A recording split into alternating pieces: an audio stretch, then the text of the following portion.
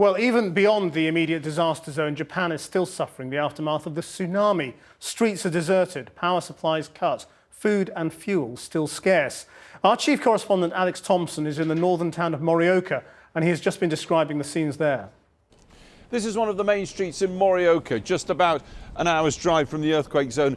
And what I want you to see here is the lack of neon. This place should be throbbing at this time on a Saturday evening. It's not. Shops closing early, clubs closing altogether, restaurants shutting at 7 o'clock here, all in this extraordinary voluntary effort to conserve power. So many power stations are on reduced capacity because they have had small, insignificant perhaps, damage from the earthquake. One, of course, shut down completely that we all know about.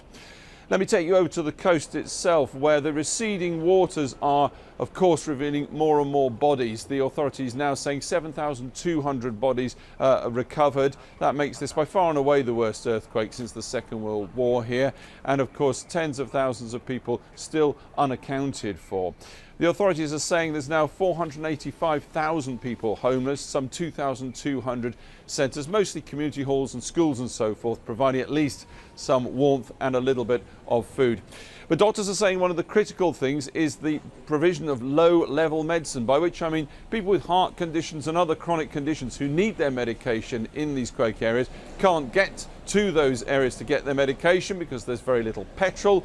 The clinics often aren't functioning because there's no electricity. So doctors are appealing for those workaday medicines to be brought in considerable bulk. Back to you in London.